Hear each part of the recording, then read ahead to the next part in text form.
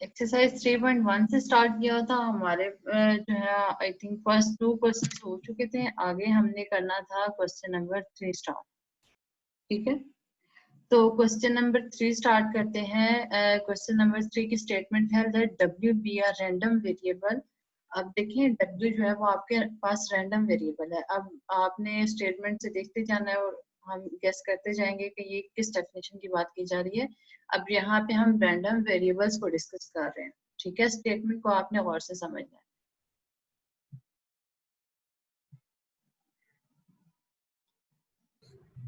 तो random variable giving the number of heads minus, अब heads जो है वो आपके पास माइनस में आ रहे हैं, and number of tail in 3 toss.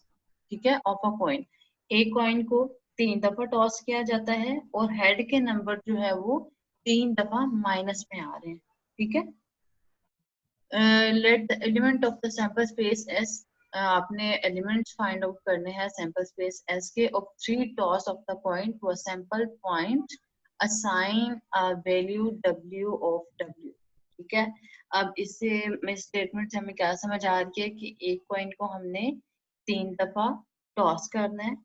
ठीक है, 3 दफा टॉस करने के बाद हमारे पास एक कंप्लीट सैंपल स्पेस बनेगी।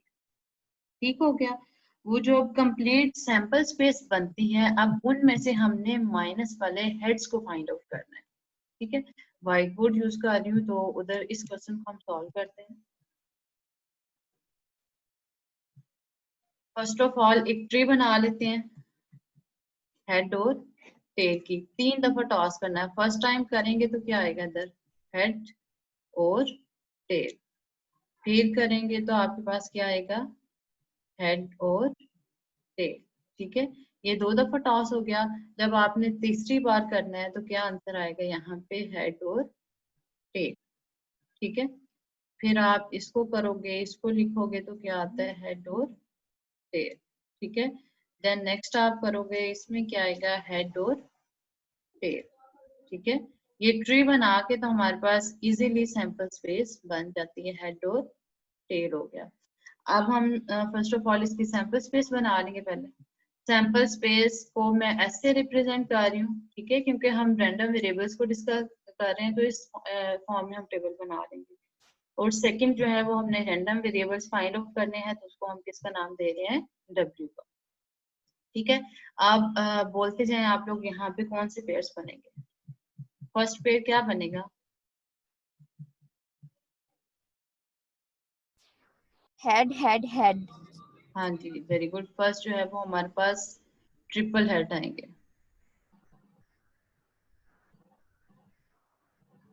ठीक है, नेक्स्ट क्या होगा,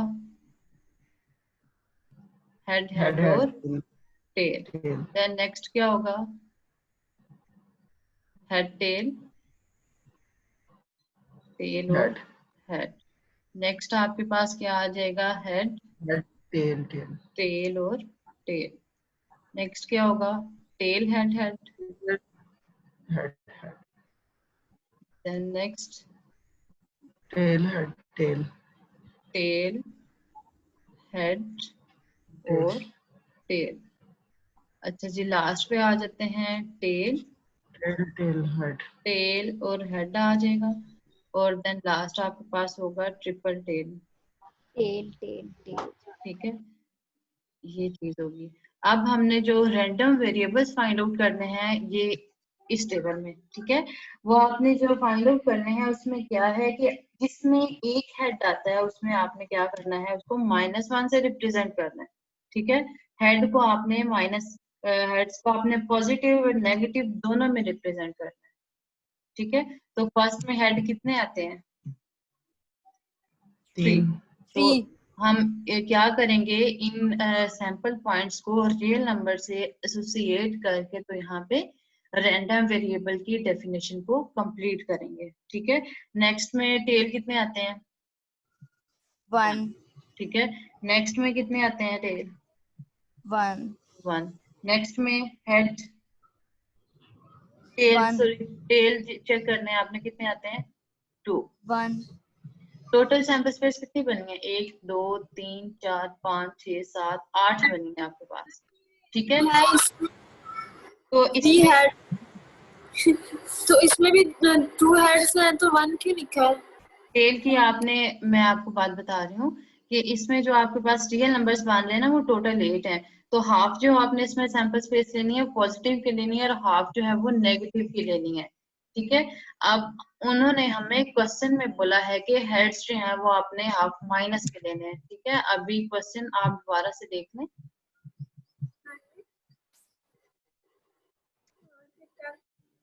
हाँ जी, क्वेश्चन में क्या पूछा जा रहा है, उन्होंने पूछा है कि let W be the random giving the number of heads minus. ठीक है, हेड जो नंबर आपके पास दिए जा रहे हैं वो माइनस के फॉर्म में है। Of number of tail of 3 toss. एक आप कोइन को जब 3 दफा टॉस करते हो तो टेल के साथ जितने भी हेड्स आते हैं आपने उसको माइनस के फॉर्म में लेना है।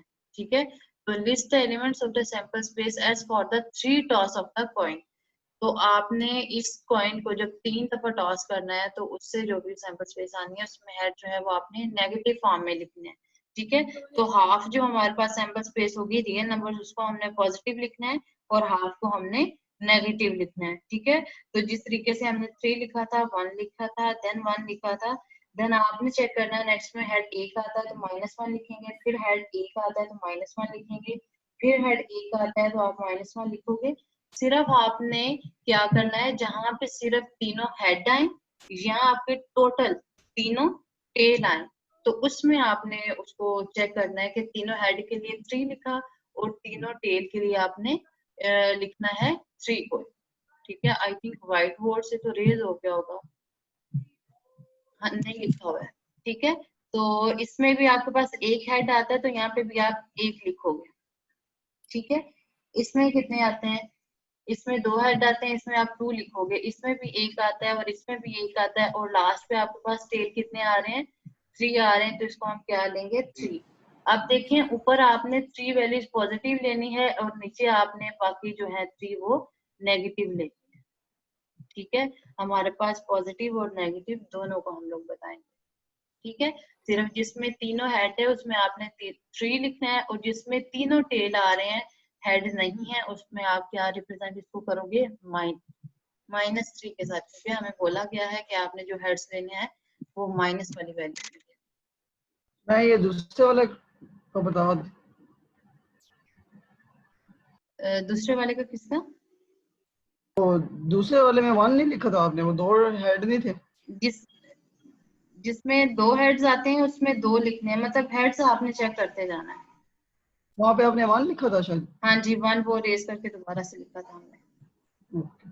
ठीक है, बाकी लास्ट में फिर अगेन डिस्कशन कर लेंगे। नेक्स्ट है आपके पास a coin is flipped until 3 heads in succession. अब कॉइन की बात की जा रही है और कॉइन को 3 दफा फ्लिप किया जा रहा है। मैडम जी जी बोले। मैडम इनका कितना कोर्स कंप्लीट हो चुका है इसका, BSIT का? सर इनका अभी आई थिंक हाफ तक हुआ है बस। अच्छा, तो रिमेनिंग मतलब 50% रहता है अभी? हाँ जी। अच्छा, मोस्ट प्रोबेबली इनके जो एग्ज़ाम है ना, मुझे जहाँ तक हिंट मिल रहा है तो हाँ वो जी। Maybe last week of July या फर्स्ट वीक ऑफ अगस्त में हो, और ठीक। मैक्सिमम चांसेस हैं ऑनलाइन के ही। तो उसके ओके, अकॉर्डिंगली ना थोड़ा सा इनको स्पीड अप करें अपने, मतलब डेली बेसिस पे लेक्चर की ड्यूरेशन बढ़ा दें बेशक। चलें ठीक है, वो फिर टाइम टेबल सेट कर लेते हैं। तो वो दूसरे सेशन वाले बच्चों के साथ ही इनके भी होंगे। जी, सेकंड के जो भी कोर्सेज हैं आपके पास, और इसका जो है ना 3rd 5th 7 के साथ ही इनके एग्ज़ाम होने हैं इस मंथ के लास्ट में या अगस्त के फर्स्ट वीक में। 15 जुलाई के बाद शेड्यूल आ जाना। चलें ठीक है सर, हम अपनी और जो स्पीड बढ़ा एब्सेंट लेते हैं। है जाते हैं ना कंटिन्यूसली, उनको तो जी निकालते जाएं ग्रुप से, स्टक ऑफ करते सर, जाएं वो उन्हें ग्रुप से निकालते जाएं। ठीक है, आईटी वालों का तो मसला नहीं है, वही पुराना मसला है सीएस वालों का ही, उनका ही सिर्फ सी आता है और उनको मैं वो नहीं आज बचता। फाइनल वार्निंग दे देता हूँ, उसके बाद जो है ना हमें इस तरह के बच्चे नहीं चाहिए जो रिजल्ट ख़राब करें, तो जी उनको जो सा किक ऑफ कर देते हैं। चलें उनसे ठीक आज हो मैं गया। कम्युनिकेट कर लेता हूँ, आप कंटिन्यू करें। Thank you. ओके। अच्छा जी, नेक्स्ट है आपके पास a coin is flipped until 3 heads in succession of अगर list only those elements of the sample space that required 6 और लेस टॉस, ठीक है, in this are discrete sample space explain.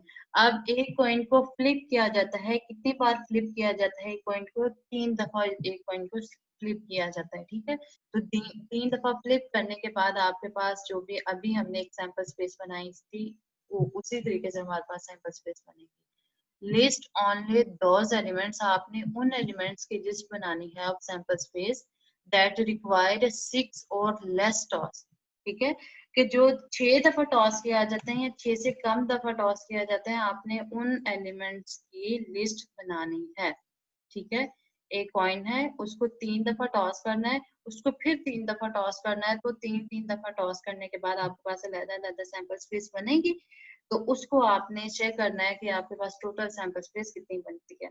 First में आप करोगे तो हेड हेड हेड आ जाएगा, फिर टेल हेड हेड आ जाएगा, फिर आप जब उसको अगेन करोगे तो फोर्थ उसमें नंबर्स आते जाएंगे। तो इस तरीके से आपने वो सैंपल स्पेस कंप्लीट करनी है। ये सिर्फ आपने सैंपल स्पेस बनानी है, इसमें एक आप ट्री बनाएंगे तो उससे सैंपल स्पेस बनाए जाएंगे, बाकी इसमें सॉल्व करने वाला कोई काम नहीं है। नेक्स्ट क्वेश्चन है आपके पास, डिटरमाइन द वैल्यू सी। अब आपने सी की वैल्यू जो है वो फाइंड आउट करनी है, so that each of the following function can serve a probability distribution of the discrete random variable X. अब ये डिस्क्रीट रैंडम वेरिएबल एक्स की फॉर्म में आपके पास क्वेश्चन गिवन है, आपने यहाँ पे किसकी वैल्यू फाइंड आउट करनी है? सी की वैल्यू फाइंड आउट करनी है, ठीक है। ये मैं इधर सामने ही सॉल्व कर रही हूँ क्वेश्चन, ताकि आपके पास ये स्टेटमेंट भी सामने हो। फंक्शन ये वाला गिवन है, ठीक है, इसमें से फाइंड आउट हमने क्या करना है? इस सी को फाइंड आउट करना है, ये चीज फाइंड आउट करनी है, ठीक हो गया। और एक्स की वैल्यू क्या आती है? एक्स इक्वल टू 0, 1 और 2 और 3। ये आपकी वैल्यूज कहाँ से लेकर कहाँ तक जा रही हैं? 0 से लेकर 3 तक जा रही हैं। अब सबसे पहले तो आपको पता है जी, हमारे पास डिस्क्रीट रैंडम स्पेस में जब डिस्ट्रीब्यूशन करते हैं तो सबका सम करते हैं, तो उसका आंसर किसके इक्वल आता है? हाँ जी, आंसर किसके इक्वल आता होता है?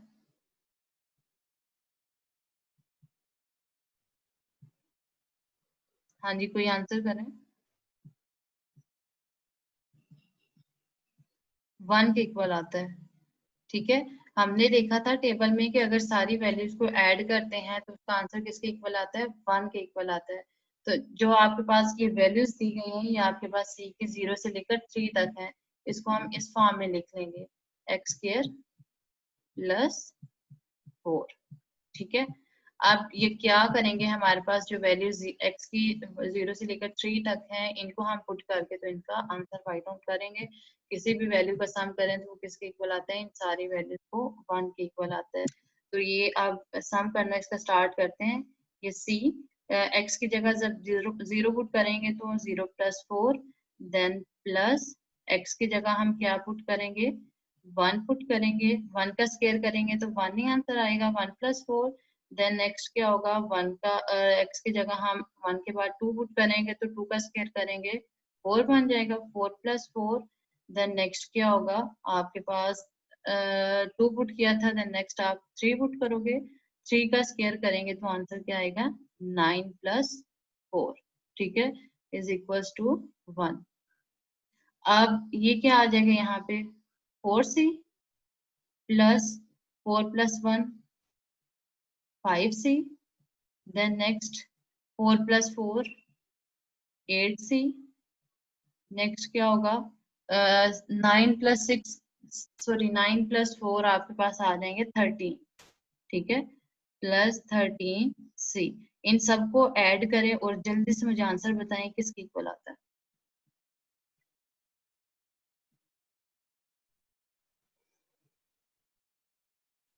इसका आंसर आपके पास आएगा 30c के इक्वल, ठीक है, 30c इज इक्वल टू 1। अब इधर से c सेपरेट करेंगे तो आंसर क्या आएगा? c इज इक्वल टू 1/30, ठीक है। तो आपने क्या फाइंड करना था यहाँ पे?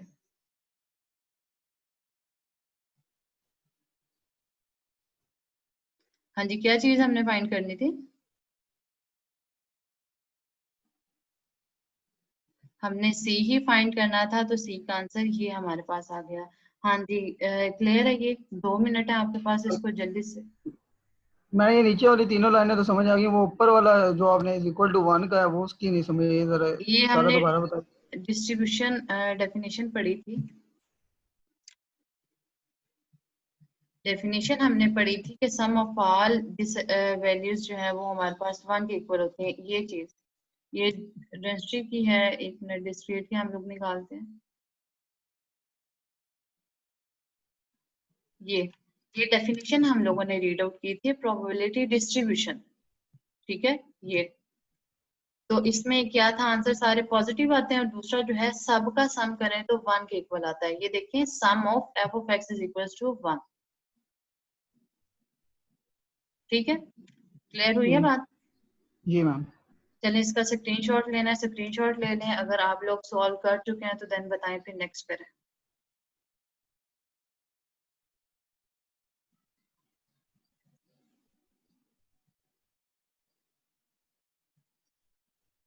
रेज कर दूं? जी मैम कर दें, स्क्रीनशॉट ले लिया। चलें जी, नेक्स्ट क्वेश्चन है। Next question, f of x is equal to c 2x और c इंटू 3 माइनस एक्स, और फॉर x की वैल्यूज इसमें आ रही हैं 0 1 2 2 तक। ठीक है, अब इसमें भी यही प्रोसेस आपने करना है जो मैंने अभी प्रोसेस बताया है, कि सम आपकी वैल्यू जो है वो सम में कहाँ से लेकर कहाँ तक है, 0 1 2 तक है। ठीक है, तो इसमें हम क्या लिखेंगे, sum of x is equal to 0 to कहाँ तक लिखेंगे, 2 तक, और बाकी ये फंक्शन की वैल्यू एफ ऑफ एक्स जो भी आती है वो आपने लिखनी है, और सम करेंगे तो सम का आंसर किसके इक्वल आता है, 1 के इक्वल आता है। ठीक है, तो अब आप क्या करेंगे, यहाँ पे जहाँ पे भी x लिखा हुआ है वहां पे आप x की वैल्यूज पुट कर देंगे। First of all 2, then x की जगह 0। ठीक है, नेक्स्ट आप करोगे 3 और 3 माइनस 0। ठीक है, देन हम प्लस करेंगे, सम है तो सारी वैल्यूज को ऐड करेंगे। देन 0 के बाद क्या होगा, 1, और फिर क्या होगा 3 इंटू 3 माइनस 1। लास्ट वाली वैल्यू क्या होगी यहाँ पे,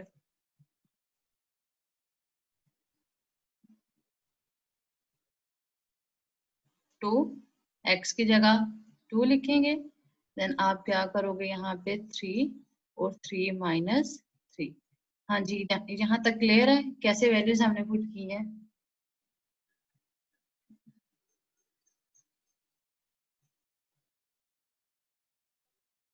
टू 0, नेक्स्ट क्या होगा 3, 3 माइनस 0 तो 3 आ जाएगा।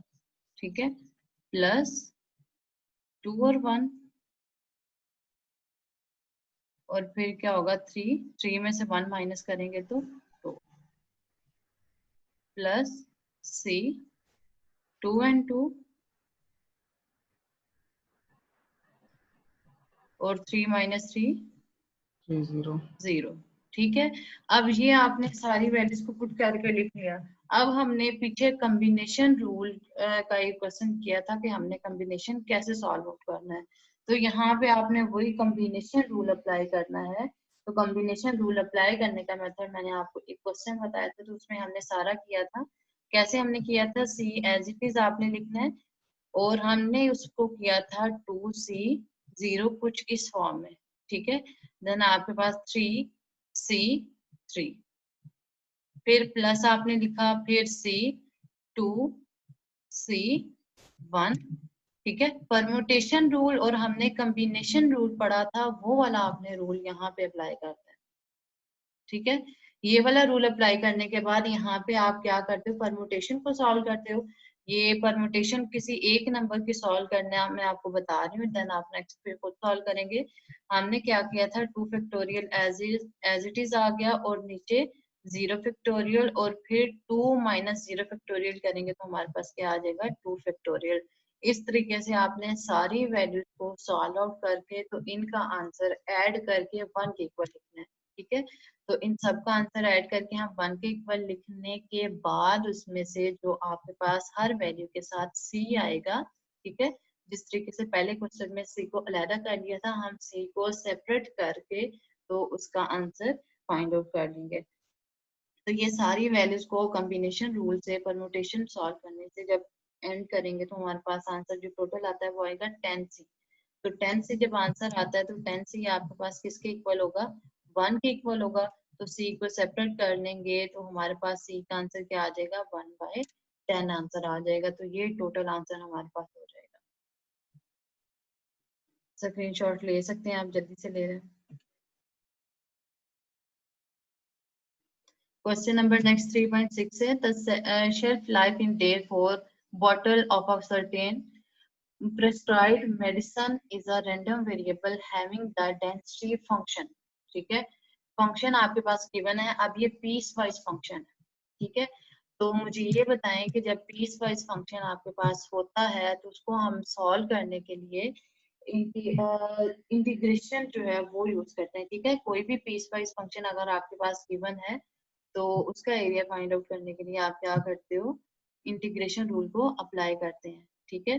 तो फर्स्ट में आपने इसको जब सॉल्व करना है, फाइंड क्या करना है, find the probability that bottles of this medicine will have a shelf life of A और बी पार्ट आपने फाइंड आउट करने हैं एटलीस्ट 200 डेज। एक बॉटल्स जो है ना उनकी मेडिसिन की, उनकी शेल लाइफ जो है ना वो इतनी उन्होंने अंदाजे से बता दी कि यहाँ से लेकर यहाँ तक हो सकती है।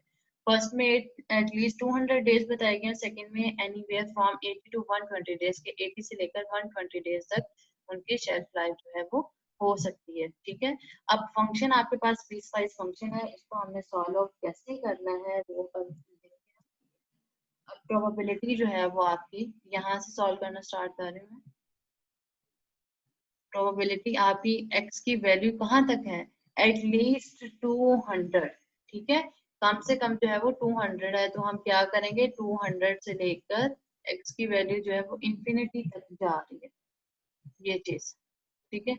अब इसको हमने डिफाइन कैसे करना है, इंटीग्रेशन रूल में कैसे लिखना है। इंटीग्रेशन में रूल में लिखने के लिए हम करेंगे 200 से लेकर ये कहाँ तक है, इंफिनिटी तक, ठीक है। और फंक्शन आपका क्या गिवन है, अब ये देखें 0 से ग्रेटर वैल्यूज जा रही हैं, तो 0 से ग्रेटर वैल्यू हमें जो वैल्यू बताइए वो 200 है, तो इसकी लिमिट क्या होगी 200 से लेकर आपके पास ये इंफिनिटी फॉर्म तक होगी। बाकी अंदर जो एफ ऑफ एक्स है वो आपने वैल्यू फाइंड आउट करनी है। एफ ऑफ एक्स आता है 20,000 डिवाइडेड बाय एक्स प्लस 100, ठीक है। ऊपर इसके पावर क्या आ जाएगी 3। बाकी जो दूसरी वैल्यू क्या आ रही है वो कह रहे हैं एल स्क्वायर, इसके अलावा जो दूसरा फंक्शन है वो 0 है। तो 0 फंक्शन है, 0 फंक्शन की हमें इंटीग्रेशन सॉल्व करने की जरूरत ही नहीं है, तो हम इसी की इंटीग्रेशन को सॉल्व करेंगे।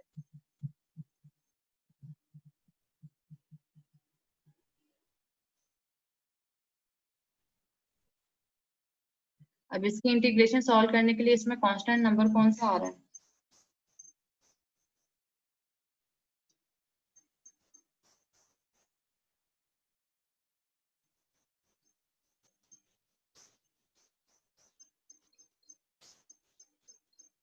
हाँ जी कांस्टेंट नंबर आपके पास ये 20,000 आ रहा है। 20,000 को हम बाहर निकाल लेंगे, ठीक है। तो x प्लस 100 जो है वो ये आपको ऊपर चला जाएगा, 200 ऊपर इंफिनिटी, ये 20,000 कांस्टेंट है तो इसको निकाल लें बाहर।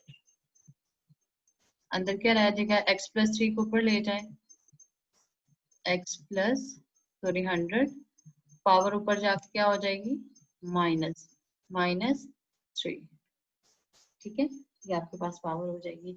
अब इस इंटीग्रेशन को सॉल्व करते हैं। इंटीग्रेशन सॉल्व करने के लिए 200 आपका 20,000 एज इट इज। अब इंटीग्रेशन सॉल्व करें, इंटीग्रेशन में हम क्या करते हैं 1 को ऐड करते हैं, तो x प्लस 100 -3 में 1 ऐड करेंगे तो आंसर क्या आ जाएगा -3 + 1 -2, नीचे भी क्या आ जाएगा -2, ठीक है। और अंदर हमने फंक्शन का लेना होता है, तो फंक्शन का आंसर जो है वो क्या होगा, x का 1 हो जाएगा और 100 का क्या हो जाएगा 0, क्योंकि 100 जो है वो आपका कांस्टेंट है, तो कांस्टेंट का डेरिवेटिव जब लेते हैं वो क्या हो जाता है 0, और x का डेरिवेटिव क्या हो जाएगा 1। ठीक है, तो 2 इंटू 1, और इसकी लिमिट कहाँ से लेकर कहाँ तक है, 200 से लेकर इंफिनिटी तक।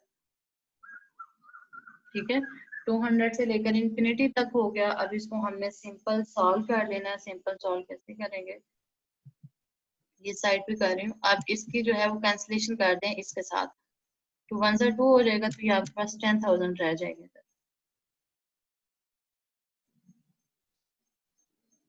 ठीक है, माइनस जो है वो भी आपको बाहर आ जाएगा, और अंदर वैल्यू क्या आ जाएगी, इसको पॉजिटिव कर लें, 1 बाय x प्लस 100।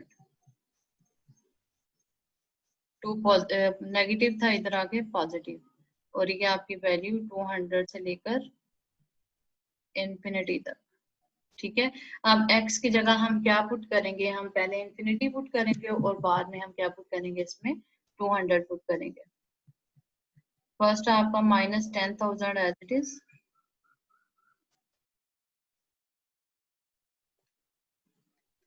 अच्छा जी, 1 डिवाइडेड बाय इंफिनिटी करेंगे 1, तो इंफिनिटी बाय 100 आ जाएगा, माइनस 1 डिवाइडेड बाय, अब x में 200 ऐड कर लिखेंगे, तो 200 प्लस 100 ये आपके पास 300 हो जाएगा। जब 300 का आपने स्क्वायर करना है तो क्या हो जाएगा,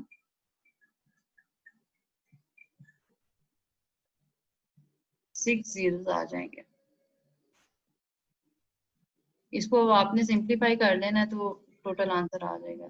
2 से 3 मिनट है आपके पास, इसके इंटीग्रेशन का आंसर फौरन से निकाल के ताकि मुझे बताएं क्या।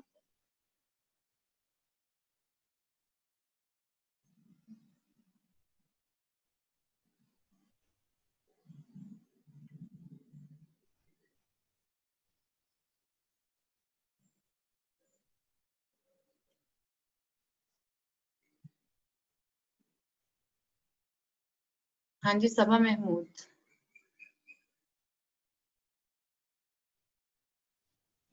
सबा महमूद, इसका आंसर जल्दी से सॉल्व करके तो व्हाट्सएप में इसको शेयर करें,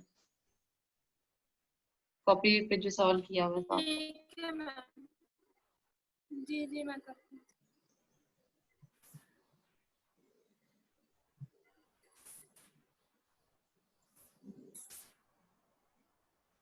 अभी ये सेशन ओवर हो जाएगा तो नेक्स्ट क्लास से ही आपका टाइम है, अभी आपने नेक्स्ट फिर इसको अगेन ज्वाइन कर लेना, लीव नहीं करेंगे।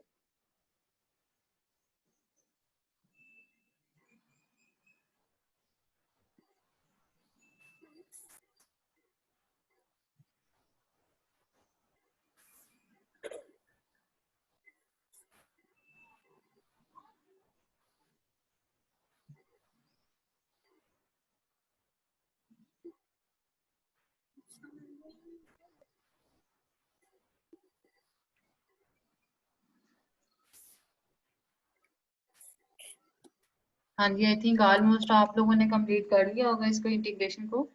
तो नेक्स्ट की भी आपको स्टेटमेंट बता देती हूँ।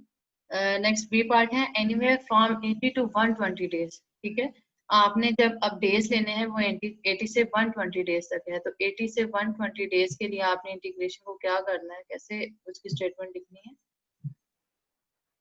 उसकी स्टेटमेंट आप लिखोगे इंटीग्रेशन 20 से 180, और यहाँ पे फंक्शन क्या आता है आपके पास, वो वाला फंक्शन लिख दोगे।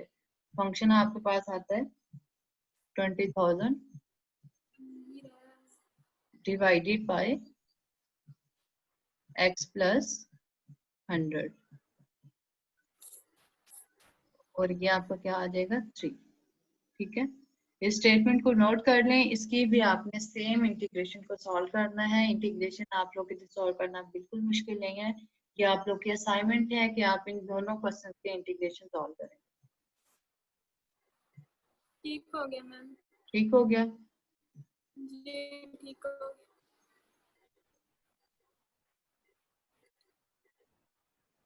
मैम। व्हाट्सएप में ग्रुप में सेंड करना है या हाँ जी, ग्रुप में करना है, ग्रुप में सेंड करें, सबके पास आंसर जाना चाहिए। नेक्स्ट क्वेश्चन है the total number of horse measured in units of 100 horse that a family runs a vacuum cleaner over a period of 1 year in a continue random variable. अब यहाँ पे continue random variable की बात की जा रही है, ठीक है. that has the density function. अब function आपके पास given है. अब ये function piecewise function given है. find out क्या करना है? find the probability that over a period of 1 year a family runs their vacuum cleaner less than 120 horse or between 50 and 100 horse. इसमें और प्रीवियस क्वेश्चन में आपको कुछ डिफरेंस या कुछ सेम नजर आ रहा है कंडीशन में, क्वेश्चन के स्टेटमेंट में, तो इसमें क्या चीज आपको समझ आ रही है? शेयर करें जो भी आपको इस क्वेश्चन के स्टेटमेंट समझ आई है.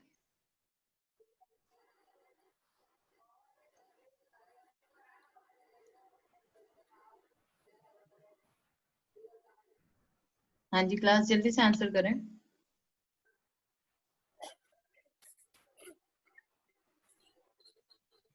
इसमें भी आपने वही चीज फाइंड आउट करनी है. पीस वाइज फंक्शन गिवन है, इंटीग्रेशन की लिमिट्स आपको बता दी गई हैं, फंक्शन जो है वो भी आपको बता दिया गया है. अब आपने फंक्शन लेना है और उसमें वैल्यूज को पुट करके इंटीग्रेशन को सॉल्व आउट करना है, ठीक है. तो इसके स्टेटमेंट हम कैसे लिखेंगे? आपके पास जो फर्स्ट है वो है जी लेस देन 120 हॉर्स, ठीक है. 120 से कम है. लिमिट जो है वो आपकी कहाँ से लेकर कहाँ तक है? आपकी लिमिट है पहले 0 से लेकर 1 तक और फिर 1 से लेकर 2 तक. मींस दैट आपकी टोटल लिमिट है 0 से लेकर 2 तक और उसको जो पीस वाइज फंक्शन में डिवाइड कर दिया गया है वो 2 पार्ट्स में डिवाइड कर दिया गया. 0 से लेकर 1 तक की वैल्यू 12 एक्स होगी और 1 से लेकर 2 तक की वैल्यू 2 माइनस एक्स होगी. तो जो आपने इसको इंटीग्रेशन रूल में कैसे लिखना है वो हम लिखेंगे. आपके पास फर्स्ट लिमिट जो है वो कहाँ से लेकर 0 से लेकर 1 तक होगी. 0 से लेकर 1 तक और उसका फंक्शन 0 से लेकर 1 तक का फंक्शन क्या आता है? x आता है. तो उसका फंक्शन हम लिखेंगे x और d of x. Then second आपकी कहाँ से लेकर कहाँ तक है? आपकी सेकंड है 1 से लेकर 2 तक, ठीक है, प्लस 1 से लेकर 2 तक और उसका फंक्शन क्या आता है? 2 माइनस एक्स, ठीक है. अब आपने सिंपली इसके इंटीग्रेशन को सॉल्व आउट करना है. तो इसके इंटीग्रेशन को सॉल्व करेंगे आप. एक्स की इंटीग्रेशन क्या हो जाएगी? X square by 2. इसकी सेपरेट आप parts integration by parts use करेंगे. 2 के साथ में कांस्टेंट है तो एक्स हो जाएगा और इधर भी आपके पास एक्स स्क्वायर बाय 2 हो जाएगा, ठीक है. इसी तरीके से आपने सेकंड 50 एंड 100 हॉर्स को लेके तो इसके दोनों फंक्शन को लेके इसकी वैल्यू को फाइंड आउट करना, ठीक है. ये इंटीग्रेशन आपने अब सॉल्व कर लेनी है. नेक्स्ट आपके पास find the probability distribution of the random variable w in exercise 3.3. अब 3.3 क्वेश्चन आप लेना है. Assuming the coin is biased so that head is twice as likely occur as a tail. क्या पूछा जा रहा है? अपने प्रोबेबिलिटी फाइंड आउट करनी है रैंडम वेरिएबल की. इन एक्सरसाइज 3.3 आप सबसे पहले क्वेश्चन देखोगे, फिर आप जो भी स्टेटमेंट होगी उसकी प्रोबेबिलिटी डिस्ट्रीब्यूशन फाइंड आउट करनी है. assuming that coin is biased so that head is twice. अब ये क्वेश्चन जो है वो हमने स्टार्ट में सॉल्व किया था. अभी आपको मैं दिखाती हूँ. ये जो क्वेश्चन हमने सॉल्व किया था ये 3.3 क्वेश्चन था हमारे पास, ठीक है. तो इसमें जो आपने प्रोबेबिलिटी फाइंड आउट करनी है उसमें आपने तीनों टेल की फाइंड आउट करनी है. अब ये तीनों टेल हैं तो ये आपके पास क्या आते हैं? 3 आते हैं. प्रोबेबिलिटी जब आप फाइंड आउट करोगे तो प्रोबेबिलिटी कितनी फाइंड आउट करेंगे? इसकी प्रोबेबिलिटी आएगी 1 बाय टोटल कितने आ रहे हैं इसमें टेल? 3 आ रहे हैं और ये कितने टाइम्स आ रहे हैं? 3 टाइम्स आ रहे हैं. तो इसका स्क्वायर हम कर देंगे 3 इज इक्वल टू 3 को 3 टाइम करेंगे तो आंसर क्या आएगा? 1 बाय 27, ठीक है. ये था W3 के लिए. अब आपके पास है एक W3 है, एक W1 है, एक W-1 है और एक W-3 है. मीन्स दैट जो आपके पास टोटल रियल नंबर्स आते हैं वो -3, -1, 1 एंड 2 आते हैं. तो W इज इक्वल टू 3 के लिए आपने फाइंड आउट कर लिया। अब W इज इक्वल टू 1 के लिए जब आपने प्रोबेबिलिटी फाइंड आउट करनी है, P into W is equal to 1। तो अब जब 1 के लिए आप फाइंड आउट करेंगे तो 1 के लिए कितने वैल्यूज आ रही हैं? एक ये वाली 1 की वैल्यू आती है, एक ये आती है और एक ये वाली आती है। अब 3 वैल्यूज आती हैं यहाँ पे 1 की। तो अब तीनों के लिए हम कंबाइन उसको ऐड करके इकट्ठा करेंगे।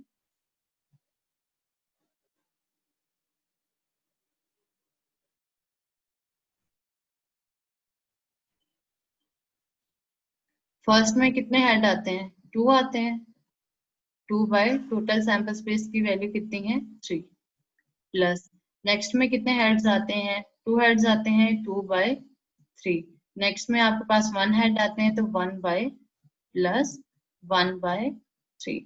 ठीक है, कि मीन्स दैट जितनी भी W की वैल्यू 1 आती है उन सबको आपने इकट्ठा कर लेना है, उनको ऐड करके तो उसकी एक ही प्रोबेबिलिटी फाइंड आउट आप करोगे। ठीक हो गया। इस तरीके से आपने कंप्लीट जितने भी रियल नंबर्स हैं उनकी अलग-अलग प्रोबेबिलिटी फाइंड आउट करके तो उसका आंसर बताना है। नेक्स्ट क्वेश्चन है the proportion of people who responds to a certain mail order psychologist in a continued random variable x that the density function आपके पास given है, show that probability 0 to 1 is equals to 1। Probability जो आपने find out करनी है वो 0 से लेकर 1 तक है और उसका आंसर टोटल का किसके इक्वल आता होता है? 1 के इक्वल आता है। ठीक है, तो वह इंटीग्रेशन रूल आप यहाँ पे बताएंगे। इसकी इंटीग्रेशन क्या होगी? 0 से लेकर 1 तक। ठीक है, क्वेश्चन में भी बताया हुआ है, पीस वाइज फंक्शन में बताया हुआ है, उसके अलावा जो आपने शो करना है उसमें बताएंगे।